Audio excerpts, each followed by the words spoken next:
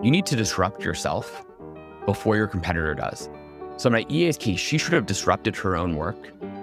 I told her what the roadmap was going to be before I ever disrupted it for her. The moment I disrupted it for her, that's now off her plate and it's not going to come back because I've disrupted her. And so what she needs to do, and this, I'm using this really as an analogy for all the employees who are listening.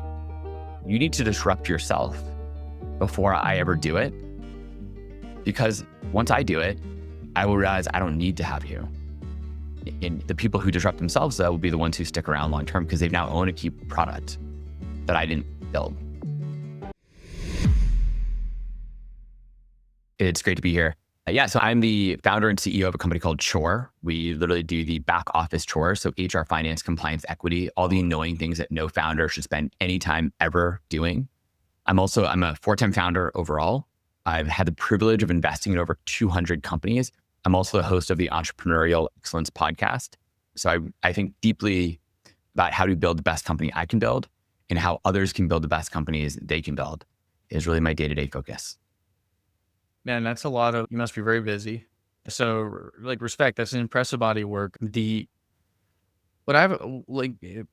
Preparing for this interview, I really wanted to touch base on a principle that I learned from another guest I interviewed. Unfortunately, their name is not coming to mind right now. I've never been very good at names, but the maxim rang true. So I'm just going to say it out loud, and I just want to hear your reaction to it. That taste comes from experiencing operational pain. What was your reaction to that statement? I think that's accurate, but in some ways, we would say it's the same thing for everything, right? Yeah. Taste comes from just experience in general. Yeah. I'm thinking about my kids. There's a lot of foods they don't like, but I essentially convince them to try all the food that we have at dinner, and they usually dislike it, but they need to try it. I forgot what the number is. Your kids need to try something like 10 times before they end up liking it or getting used to it. I think it's the same thing in every part of the business world. You don't know if something's good or bad until you've had a bunch of experiences to get there. Yeah. Daniel Ek says that taste is just judgment plus curiosity, and you have to exercise curiosity to improve your judgment. And then, yep. But a lot of people aren't curious. That's, I think, one of the key things. A lot of people are not curious, and that's problematic. Yeah. And I think going into what Chore is, which is offloading, I think the obvious, repeatable, regulated, non-differentiating operational aspects of a business and delegating it to your team.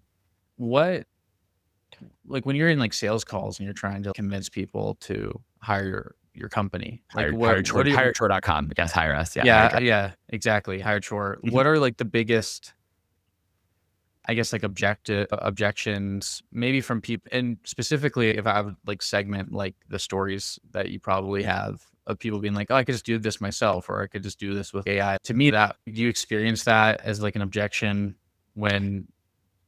Yeah, I experience that all the time. And what I tell people is, I think I try to be nice about it, but I think it's utterly insane when people say that. I try to say that with a smile, but I think it's utterly insane.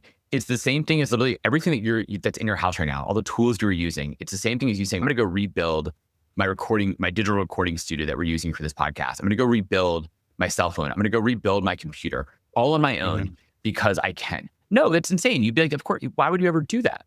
You're of course not going to go do that. The thing is, here's the magic of the capitalist society that we live in, is that there are companies who compete day in and day out to specialize at building the best possible product they possibly can. And they're really good at that. So why would you recreate what they're doing? Because your recreation, if I try to go build my own cell phone today, my version would be 10x worse and probably 10 times more expensive than the iPhone that I have, right? Because I could do it. I probably could go do it, but man, it would be hard and expensive to do. So instead I'd outsource that work to Apple.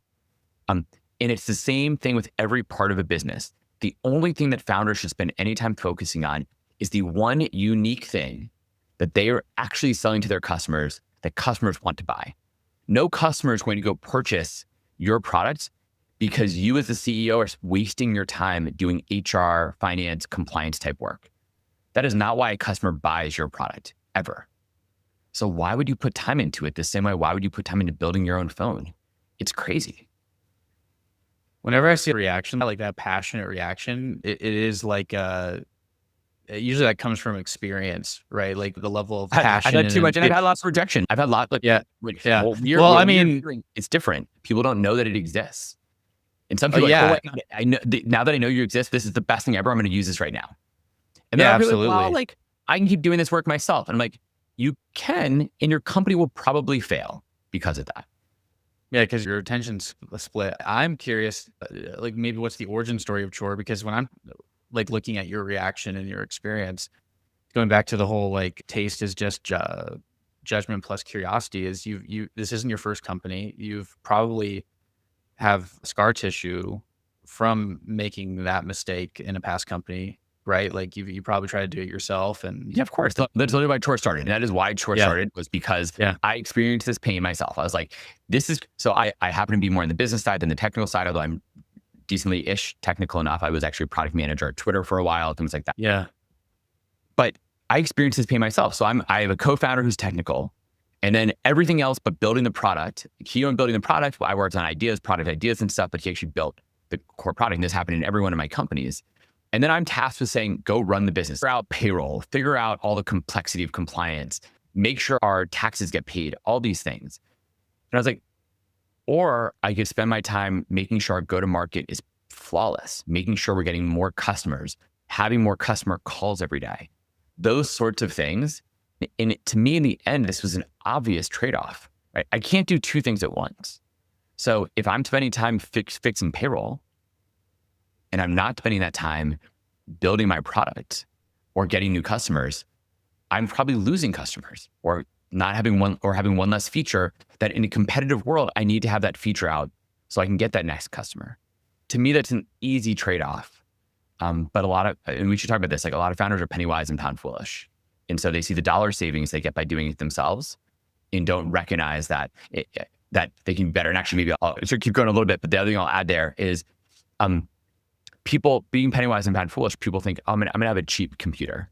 Because again, a computer is a computer, it does its work. I don't really need something that fast. The flip side is for an extra few $100s, you can get the fastest, newest computer that's out there. And the seconds that you save by it loading faster, by you being able to have more tabs open to do your job, whatever it is, actually leads to a higher ROI for you. And that's hard to think about because we all are used to saving a few pennies here and there, which is a good mindset. But you're missing out on the harder part, which is investing in yourself in the time that you need to go do the thing that you are special at. I love that. I have two stories from my personal experience that I like to think that I'm pretty curious. I don't know if my judgment is always the best, but I like the first story is I was penny wise and pound foolish on an attempted side hustle consulting business, but I looked at the accounting software that I was getting from this accounting firm that was spending a lot of money to basically do most of the admin work, usually, which shows that there's a lot more moving parts to finance than I thought. But I'm like, oh, I could recreate this software. And this is before AI. I just was able to use different tools, stitch them together to recreate the Mhm. software. And I'm like, I don't need accountants. I could just use this and tax act. And I ended up spending most of my time doing bookkeeping, and it was distracting from sales, right? Because it's a ton of work to keep all this stuff collated. And I'm sure AI can help with that, but still, do you want to maintain an AI system? Do you want, as a non-finance person, make a reconciliation agent that it's the taste of being able to review reconciliation. That's the first story. And that was my experience of no, if you should, the fact that it distracted me from sales is the reason that business failed. And I think the second story is what everyone's thinking right now. Like everyone could push code. Oh yeah, everybody could push code. Everyone could submit PRs. In a past job that I had a while back, I was like, oh, I'd like to actually start prototyping in code now that it is around Sonnet 3.5. I get the test environment set up, and within an hour of getting access to it, it was okay because these test environments turn off within the day. They're meant to be like fungible. But I made one broad scoped query and it turned all of them off for everyone else because I didn't have that experience of using a shared resource Yep. with my team. And it was okay. The engineers were like, "Oh, we're glad you learned something." But I didn't. I immediately learned, "Oh no, I don't." AI did not add any DevOps experience or taste. I'm going to just let my engineers worry about that, and I'll just use it for what my job is, to prototype and to test out ideas with customers, but not actually go to production. That's such a low value thing. Yeah, and look, this is the difference with the world today. So, you probably heard, of course, like the SaaS apocalypse when all these SaaS companies got killed, their stock price got killed because they think, oh, AI is going to replace them all. And I think that narrative, maybe their valuations are too high, but their narrative is generally wrong. Because in Yeah. the end, like just because I can build anything does not mean that I should, right? So you're drinking a Mountain Dew right now. You could go make yourself a Mountain Dew, but for the relatively like the company that I don't know, Coke owns them or Pepsi or whatever, but like the cost for you to go buy that at the store and have the same quality every single time is so much higher than you making your own. You're not going to go do it. So to use a SaaS example, right? I'm not going to go, I could rebuild a CRM. I can make my own CRM today with AI. But man, I got a whole company to focus on where I'm trying to be the world's best back office solution. And so like, I shouldn't be spending any of my time building a CRM and then maintaining a CRM. Because for $100 a month per seat, I can have a company that specializes in that do it. And they're continuously building new updates and new features and things they're pushing out that I don't have time to think about. I don't need. Or well, there's parts I don't need, but rather have a specialist who's good at what they do, as long as the price is right, then try to recreate that myself. And this is where, once again, the reason our society has been so successful is because of specialization. Because I can hire someone to go build my Mountain Dew, can hire someone to go make my computer. And they do that at scale and they do it really well in ways that I would never be able to get good enough at. And it's the same thing for every product out there. And what goes back to the same point about chore. You could go do your back office work in your point about doing your own books. You could go do your own books. But the price is so freaking low to outsource it. And your time is so precious. You should spend that time doing what you do great. That's it. Yeah. And you can only, and most people, when it comes to the judgment taste ratio, they're all judgment, no taste.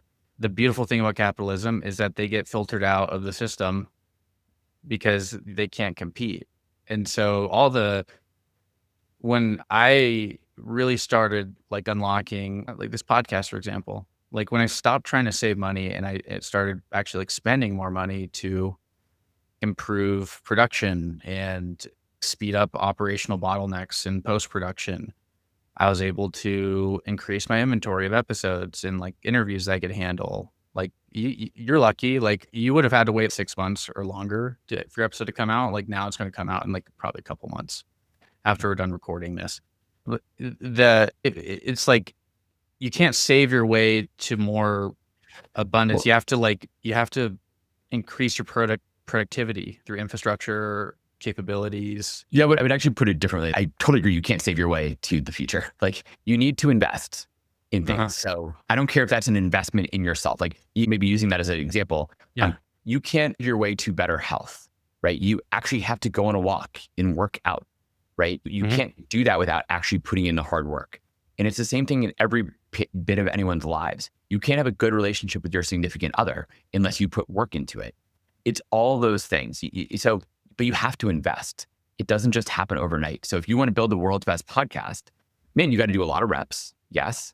But you have to spend some money to hire great people who are already specialists at doing that. Figure Mhm. out what that looks like and get good at it. And you can't be penny wise and pound foolish. Now, there's always a trade off, right? You're not going to maybe go for the producer that's $100,000 a month to do it. You might say, I'm going to spend on a producer that's $1,000 a month, but that Yeah. producer is still better than you doing it yourself. And then as your podcast gets better and you keep improving, maybe you upgrade to the next level and next level. But the only way entrepreneurs become successful is by investing in the future. It's not by saving. And it's by having like equity in something that's valuable. Or And yeah, like go another ahead. maybe another way to put it too, just even a Yeah. financial one is if you are saving your money because you're frugal, great, save your cash, but you just put it in a bank account versus buying a stock, you're not really investing. You're saving your money, but your money will not grow very fast. Yeah. Where I can put it in the S&P 500 and make about 10% a year compounding growth versus essentially 0% in a bank account where I'm actually losing money because of inflation. That's an investment. So I made an investment. I took my money. I'm making my money work for me. And it's the same thing when I invest in spending it on making my podcast better or making my team better.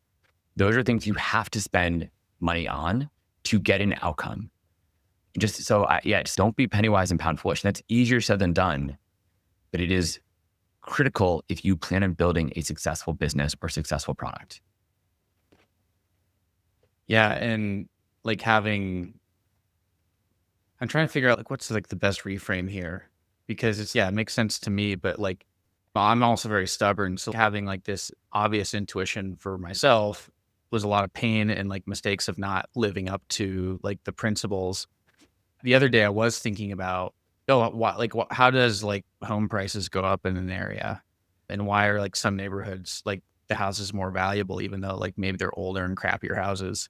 Mhm. And it clicked for me, and maybe it's because I'm just getting like approaching middle age. Is now I see why as people get older they get more involved in the communities and the civic policy Okay. and stuff like that because they're investing in the community to make it safer, to have better parks, to like actually make it a place that's like people want to live. And then if more people want to live there, the housing prices go up and then you make the community more valuable. I'm thinking about like that. Going through the Hyundai founders biography Mm. right now. And that guy built Korea. Like he invested in Korea. And if you're reading it, it's like he never aimed to be rich. He wanted to build Korea out of being a developing country. And like that's his whole career is like building up industry, like shipbuilding, infrastructure, and how like Seoul, Korea, like housing exploded and he invested in the communities to increase housing. And yeah, go And ahead. this is a point generally, I think, in almost everything in life. You have to all work together to build something together. And it's easy to have that breakdown, right? So arguably part of what the American miracle, in a sense, what makes America great is that we have this melting pot of people that generally believe in this big idea and want to make it better for everyone. And that has strengthened us as a nation overall. But it's also easy to break down. If you stop investing in it or you start pulling people apart, you end up in a world where you're not getting great outcomes and you can't, right? You don't have those things that you want. So for a company, everyone needs to be bought into the idea of what you're trying to do. Take on that mindset and say, I want to go make this better every day. I don't need to go ask my boss every day to check on the status of something. I want to go do this overall. And this is where you can build something great because you believe in a bigger idea beyond just yourself, or using a big example from SpaceX or something, right? Like Elon Musk, once again, forget his politics, but man, that's a big idea, like going to Mars or going to the moon. And yeah, it's going to take a lot of work and a lot of iterations to get there, but Elon doesn't have to sit over everyone's shoulder to get them to do that job because most of them are excited by this big vision and idea of what they want to go do. And they will do it for the good of the company overall or the good of Korea in the example that you gave. That's a really good example because I don't know if you read that article about SpaceX. That I think Which one? there I read was a lot of articles about them. yeah, there's a recent one about it was like this prototype like book forward I'll add it to the link in the show notes and I'll send it to you after the recording. But this guy, he's doing an actual book about SpaceX culture, and like the whole premise was like all of the technology that they have is publicly available. Everyone knows their tactics, but no one has been able to replicate their results. And the whole premise was it really just came down to like culture and like people Yep. that they believe in something, a direction, like they believe in something enough to suffer for it because they believe in like the vision. And most people when they are don't like when you don't have a vision, you are not willing to go struggle through all the required iterations Of to course. make something successful. And that's like the exact like actually there's almost exact wording to what you said about like the SpaceX folks with the people of Korea. Like they were very known for like these external like consultants would come in and they'd see these Hyundai workers just like getting up at 5, like working their faces off, like doing all this work. And the Hyundai founder said it's because they believe in Korea, like they're trying to build their country at the same time. And so like to them, it's like they're building their nation. Like they're not like you don't have a nation without people, right? And that's like they had this like vision of, hey, this is worth the struggle because I believe in this thing. And I Mhm. think whenever you quit something, it's because you just I don't believe in this direction. And that's fine. Maybe that's a good like system feedback from your body telling you like, hey, maybe you're not going to be Absolutely. a good competitor here, but be self-aware. But if you really think you want to be like a great like product builder, like technologist, this isn't like a normal job family where like you could just like, especially with AI, like where you can just check boxes and get like a salary. Like you have to be obsessed with what you're working on. And this is exactly, and this is where actually funny. I read an article this morning about how some major industrial plant in Connecticut is like shutting down the last factory in this town that used to be filled with their factories from this company. And they're shutting it down because they're moving it overseas because it's cheaper and easier to do the work there with better technology. And I think where a lot of people miss the fact here is like, there's no reason why you can't manufacture great things in America, but you need to have people with the right attitude and mindset to go do it. There is no expectation just because you're an American, you are owed a job or your company owes you anything. You need to constantly be saying, how do we reinvent ourselves? If we keep doing things the same way we were doing it every single day, we will lose. And so for my own company, for Chore, we talk about this all the time. And I think it scares people. And I don't quite know why. I said, in the look, AI is coming. We need to adopt it in all the things that we do and how we do our work. And I'm going to do my best to give you all the tools to do that and ideas for how to go do that. If you still refuse to adopt those things, this might not be the right place for you. Now, to be clear, I don't think there is a right place for them. If they're unable to adopt it here, I don't know where else they can get a job that doesn't require them to use AI. But like the simple fact is like, you need to be open-minded. In today's world, you have to be, to your point, you need to be curious, open-minded, be trying new things regularly to keep improving and pushing the ball forward. If you want to keep doing work the same way you were doing it a year ago or 2 years ago or 3 years ago, you will fail. That is not a path to success. And this is what so many employees, I think, miss, and even many founders, but many employees really miss that mindset is like they're expecting their boss or manager or CEO to solve it for them. No, you need to, hopefully you're bought into the vision of what's happening, but you also need to be in control of your career and take that bull by the horns and direct it the direction you want to go. It's crazy. Like people are getting paid like close to 200K a year that say, oh, that's not my job or that's leadership. That's above my pay grade. And it's no, that's why they hired you. That's what the money's for. What do you mean it's not your job? I'm hearing this from like product managers who like, they're saying that it's not their job to understand how like their product works. It's wild. Like, So I would literally tell those product managers, I mean, like, this is why you won't have a job in a year. Seriously, yep. like if that is the mindset that you have, why would anyone ever promote you? Why do you think Yeah. you're owed some promotion because you're able to sit in a seat and do some work? No, you need to understand the nuances. If you want to be a leader and get to the next level and protect your job, come up with new ideas, ask questions like, I don't understand this. Can you help explain? Hey, manager or boss, can you help explain the strategy behind this decision? The more curious you are, the more questions you ask, the better you will do. And the more the company will say, this person's critical for our business. I want them in more positions and more seats to help us do new things. That is the only type of employee that will be successful in this world of AI, are the ones who are curious, because no one has time to direct you to do this anymore. All the answers are just there. If you ask, and with AI, there's no more excuses. And so if you want to sit back and have your manager tell you what to do, I'll show you someone who's going to be unemployed soon. Yeah. Because if I have to tell you what to do to get a memo written, AI doesn't question me. AI doesn't procrastinate. And it's just a memo. Like I'm just trying to communicate an idea. Like I don't care if it's like perfect or in my voice, but you can't. Even if you want it in your voice, you can train Yeah, AI. it's not that hard. Like this is the thing. Once again, like Yeah. the answers are all there now. Like we literally, with Google, even before AI, we had the world's knowledge in our pockets. Now we have the world's PhDs in our pockets. So I have the best product managers of all time sitting on Claude Code right now. It can build me whatever I want. All I need is have curiosity and a willingness to spend some time to do it. And I can get anything I want out of it. But that doesn't mean I'm going to go replace my entire team. But it does mean if you're not getting it done, I will come up with an idea for how to go do that job and get things off your plate. I'll give you an example. I have a wonderful EA. I've gone through a lot of EAs because I've had a lot of bad EAs, but I have a great one now. However, a lot of the work she does is work that is like basic copy and pasting and pulling data from a few different places to centralize it so I can get to it quickly and understand like what my meetings are every day. I told her a long time ago, I was like, I'm going to probably automate this because it's something that I don't think you need to do. Like it's a low quality use of your time. So I did. Like I have an AI build out all of that now, and it takes all my messages and information and moves it to the right place.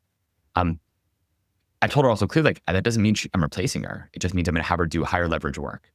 Now, with that said, I would argue she should have built that herself, right? The only thing I would say that she didn't do well, she should have said, Adam, you're so right. Even if she didn't have that idea, I'm going to go try to build this myself and build it for you. Because what would have happened? Now, if she built this AI to go do the same work, her work, she would have owned that product. And now she's actually protecting herself because she's built this product that I don't know how it works, but I know it does work for her.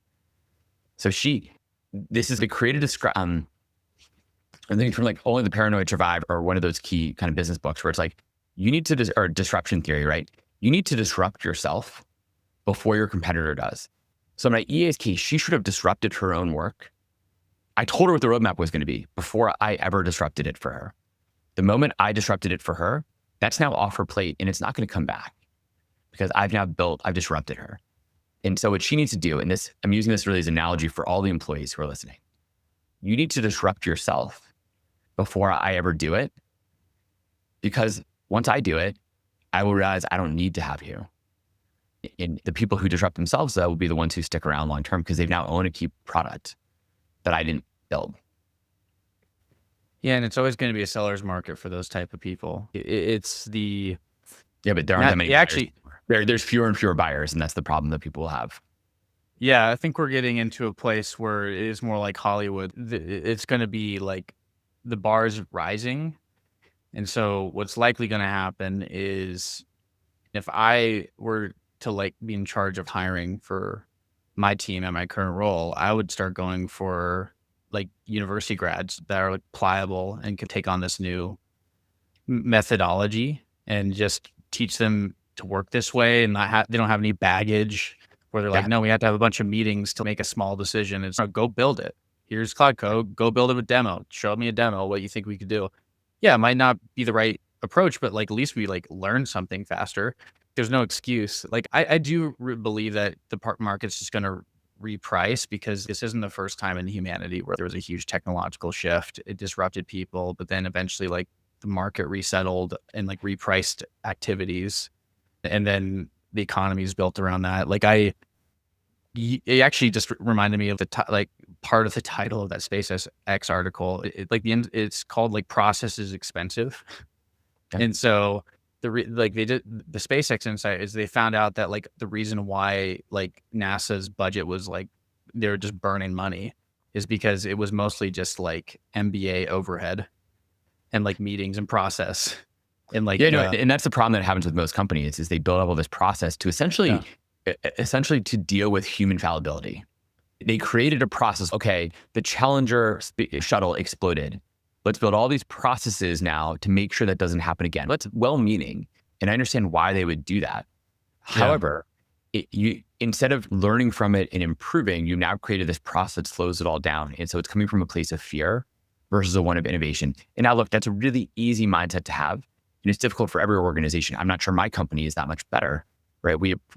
An issue occurs, we build a process. We do try to do a retro and learn from it, but it's easy to put a new process in place. And this is where it's really hard to get out of those systems and say, I'm going to remove a process. I think one rule that Elon has for all of his companies is every new process we want to put in place, we have to remove at least one, if not two. And in fact, we keep removing until something breaks. So we're going to remove as many things as possible until we have so many things that break that we need to add one more back in to fix it. And so it's subtract. And that's difficult for most organizations. It's hard. It's accepting a level of failure that you'd imagine no organization could be okay with, especially a rocket ship company. Literally, when something fails, your rocket explodes or someone might die. And yet it's like to take that risk. Yeah, it's like a multi-million-dollar mistake. But it's like the idea of we are going to hit our head against this brick wall until it breaks. That attracts like those kind of like maniacs to solve those problems. I think, and especially like with process also involves like what I'm learning is that like process is also pricing in like how hard a task was. So like it used to be like we'd have all these refinement meetings where I have to explain to 2D Figma designs to engineers to explain like the gaps, give them the director's commentary of like how everything fits together. Because yeah, I could make a prototype, but I have so much other work going on. It would be like the cost of making the prototype was more than just having all these meetings that were taking up my calendar to Maybe. explain it. But now it's like you could just make a prototype. Now, like the price of doing a prototype is cheaper than all those meetings. Like the whole premise behind all these meetings is gone. I would argue that the premise behind doing a prototype versus that gives a strong point of view, like a functional prototype, doesn't even have to go into production. It is challenging the premise of like the whole PRD memo culture. Oh, Yeah. look, speaking of product stuff very specifically, there's a way the product. I think we are at a world, right? I did traditional product at Twitter, all those other things. We're in a world where the product manager, first of all, the product manager needs to be acting like an engineer, but they have to be shipping new features on a daily basis, basically. They need to test them out that afternoon. And then they take Mhm. those features and new changes and update them again for the next day. And it's a daily update cycle. And engineers need to be acting more like product managers and understanding what's the overall whole here that we're trying to build. And those roles are in a sense merging in many cases. And so that's the um, question that arguably we should all be asking ourselves when we're building product is how fast can we get new features and changes out the door? There's no waiting. There's no time anymore. You can't be slow because your competitors can eat your lunch and copy you in a day. Yeah. There's no moat around software now. And so There's no mode it's around like, anything. I would actually argue yeah, there's almost no mode around anything anymore. You could argue hardware is harder, but like even that, there's no mode to some extent. yeah, it's all going down to brand power. You think about, I always like to look at the movie industry because it used to be like the golden age of film. It was just so expensive to get the equipment and the specialization to make movies back in like the 60s and 70s, where you could have kind of this gatekeeping because you needed capital to make movies. And then eventually, like the technology got better, where effectively anyone can make a movie, but there's still like the top 100 filmmakers. It just made the tail longer, but like the people that there still is only like a top watermark. What's Correct. the difference between so like it means that the output was never the outcome in film. It was always about good script, good talent, well-run production. It really just comes down to, hey, does the story resonate and is it filling seats? And there's no moat around equipment or like technical. Like anybody could like Correct. make a high quality movie with like very cheap software now. And it really is more about like the creative selection of choosing the right. It's more like humanities and stuff. And I'm getting to a point where there's all these courses on prompt engineering and like how to write good prompts. And I'm like, AI is better at making prompts. There's a skill creator in Yep. Claude for like you could tell it, I want to automate this process. It creates the skill for you. It's like there's no technical skill now that is going to that is going to save is going to be defensible like on your resume. Like you have to come up with. I mean, I'm like challenging people to study that. But okay, let's do liberal arts again, like humanities. Learn what people like, and So what I think the defensible thing is though for individuals is now the yeah, ability to once again be creative, to get hmm good at essentially like I like to think a skills that I've had to hone over many years is being a manager of many hmm people is now being a manager of many agents in yeah, setting up, explaining clearly. I'm building all these things on a regular basis. Well, I explain really clear what I want, due dates, how to go do it, expectations outlined. It's literally the same as me explaining it to a human. And that's what you need to get good at. How do you get good at delegation overall? And hmm you have to be creative though and question things and think, okay, what are the things that are missing here? What's this process that should be set up? And once you can have that conversation with AI, you can build anything. But those are once again the people that will still stick around. Because like, wait a second, maybe I could have AI go do this. And so that is the world we're moving into. And I'm hoping that a lot of people get on board with that. You mentioned you think we're going to get to this equilibrium again. I'm not so sure that's true. I hope it's true, but I'm not totally sure it is. And granted, look, I live in the red pilled San Francisco world of people seeing all this AI stuff regularly. So I'm surrounded by a lot of people in that sense who are thinking about this stuff. On the other hand, I haven't heard very many good explanations for what AI will be or do differently. Like what are the jobs that are going to exist for us after this is all over? Yeah, I think it's, and also like, with all due respect to listeners from like the San Francisco area, gotten a lot of things wrong on like culture. Like, oh yeah, we have all these like technology. We have like yeah, so like Apple's like a perfect example. It's like all the Steve Jobs like diatribes of you guys don't understand what people like want, and you could argue that him like investing in Johnny, like finding this young design talent, Johnny Ive, and giving him like the long leash to actually make computers desirable and look cool. And like people like want the computers. It doesn't matter. It didn't matter how powerful the computer was. It's no, I want this really cool like MP3 device, computing device. Because to them it was an accessory. It wasn't like a piece of computers. And they made computing like popular and helped computing go up the adoption curve and then that benefited like all the other companies as like people like trusted computers more, right? There's like the humanities side of it. But like most people are just saying, oh, because the technology can do this, therefore everyone's screwed. But then like normal people in Kansas are like, what? Like, So totally, yeah, but yeah, yes, but like this is once yeah, again going back to my example of the factory in Connecticut, in kind of rural yeah. Connecticut, shutting down, and the whole town's lost all their manufacturing jobs. I get that most of those people didn't know a lot about and probably don't even fully understand what it means to manufacture things in Asia for a lower Hmm. cost and more effectively. However, what they should have done, instead of probably being protected by a union and fighting every Yeah. job change, is instead, how do we embrace this? How do we actually say, okay, we are more expensive because it's more expensive to live in the US. Workers need to be better than the Yeah. workers What's the creative overseas. solution? What is the creative way to be better at all of these things? How do we use Yeah. the inherent skills we have as Americans to be better than the alternative? And instead of fighting it, learn how to get better at those things. And that's where I think a lot of people don't realize that. Is look, we live in this massively competitive marketplace, which has frankly Yeah. created a better world for everyone overall. The world is a better place than it's ever been because of frankly all this competition. But competition Yeah. impacts winners and losers.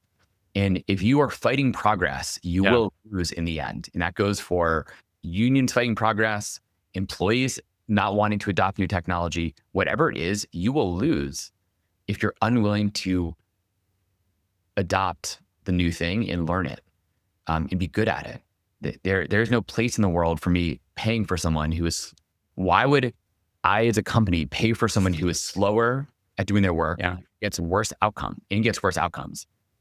If I did that, my customers then would fire me at some point because they'd say your product's slower and worse than your competitor's product. They're like, yeah, but like I'm supporting all these people who are wonderful people. Guess what? My customers don't care. They want outcomes. And that is the way the world works. And so if you want to keep your job, you need to learn how to be better, faster, embrace the new technology, get good at it. It's imperative for every company. It's imperative for every individual. And that is how you will succeed. Have always succeeded, arguably, but certainly will succeed in the world we're moving into. Yeah, you're touching on another principle I talked about in another episode where, human history, it's like what is like the most valuable commodity?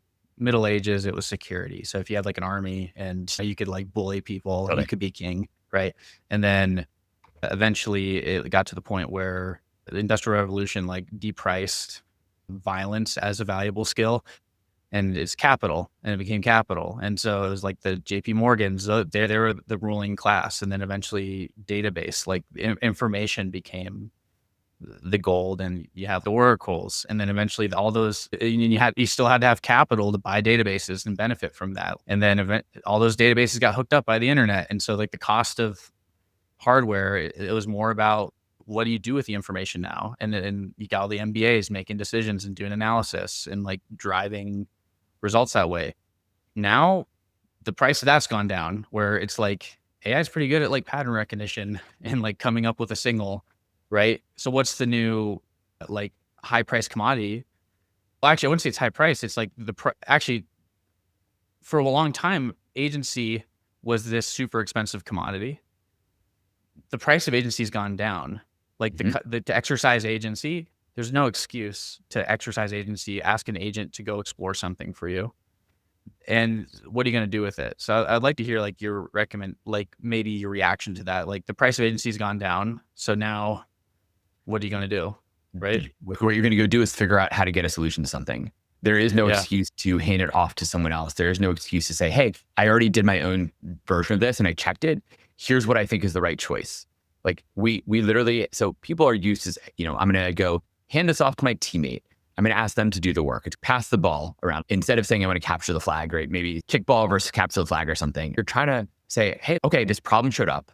I'm going to do my first pass at figuring it out because I literally have a PhD on my computer that can figure Hmm. this out for me. And guess what? My manager's going to do the same darn thing. So I'm going to try to figure this out myself the first time around and then say, here's my suggested outcome. And then go to your manager with the next thing. And this is literally the way that it has to work. I don't have a choice beyond having a level of agency in saying, I think I can go do this. To every question that comes up, I can go figure out a solution myself first and foremost before I go ask for help, because I have this massively powerful thing in my pocket, and there's just no excuse anymore. Yeah. It's like you go get a Maven course. You don't even need to take like a course. Maven's great, by the way. I know their team well, but you yeah, don't even need a like course. You just go do it. If I have a question about something, right? If I have a question, yeah. you're using Space as an example. Okay, I've already trained an AI all about my company. It's trained on all of the documents that I've written throughout the course of all the public documents. We do the team-wide, we do a monthly performance or sort of a all hands document where I write up a lot of information about where we are as a company. I have all of it in this. So if I want to go ask this AI bot, hey, pretend to be my world-class executive coach. What should I do with this decision? That is the first pass that I should do before I go pay someone $10,000 to be an actual coach for me. Or maybe they play Well, different yeah. roles. Well, Or same thing. and that improves. You could actually refine your selection criteria so you know which course to pick or which coach to hire because Yeah, you're absolutely. already get 80% there and you're just paying for the implementation at that point. Right.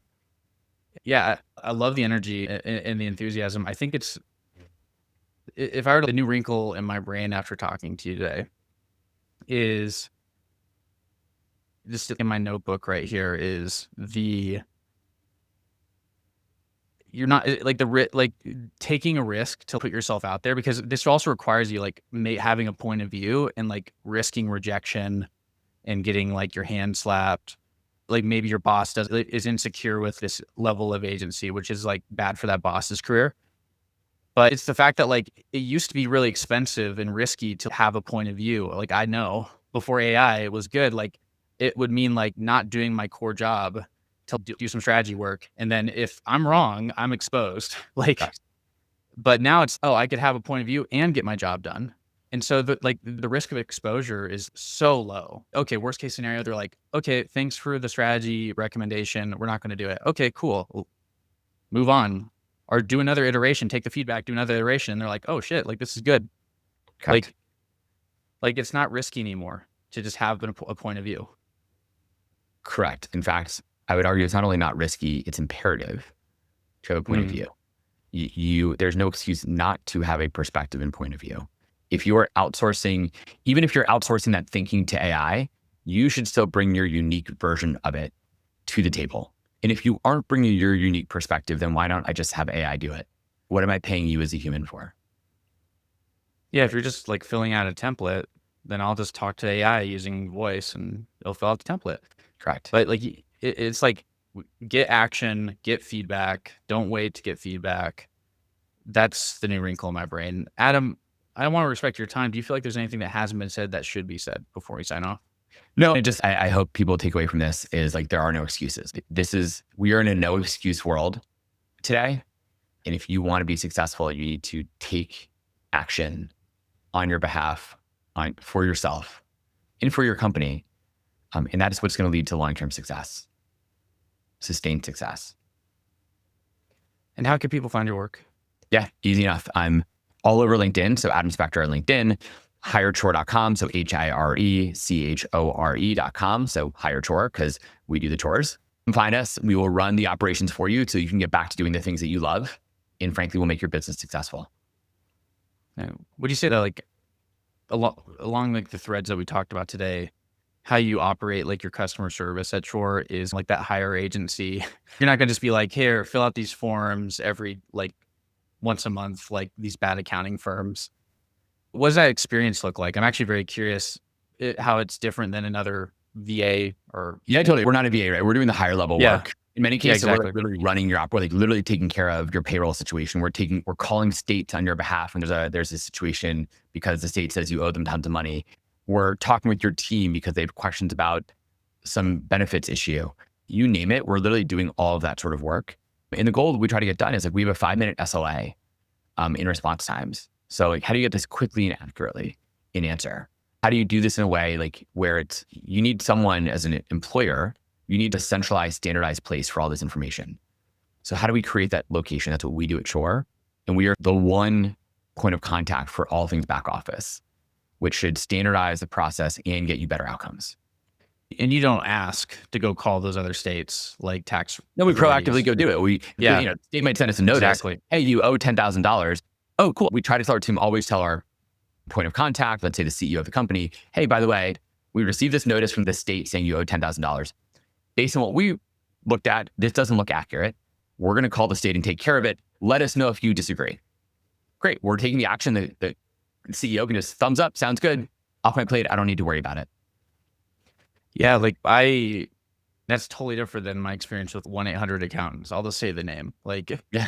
where it's like, oh, there's this new regulation, go figure it out. And then I have to go like use like AI to figure it out. Yeah, it's And then, terrible. Like, that's not what you should get. You should have someone who's proactively handling this on your behalf and doing the thinking for you.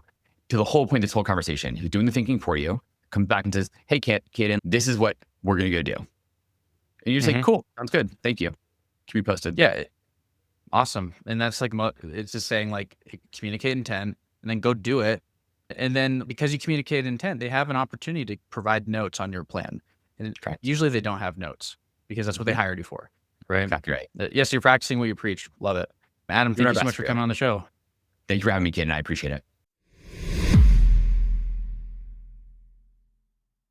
Hey, listener, thanks again for listening to The Way of Product. As we power down today's session on the fusion of creativity and technology, let's solidify the energy you've gotten from our dialogue today. If you've gleaned insights or strategies that could turbocharge your projects, I have a small but powerful ask. Swing by the platform where you're hearing this and leave a review. Think of it as your digital high five to us. It's a fuel that propels this content to more creative technologists like you, amplifying the impact of the shared knowledge. So until our next interview, keep pioneering and pushing the envelope. Thanks again for lending your ears and your imagination to our community. Catch you on the next download.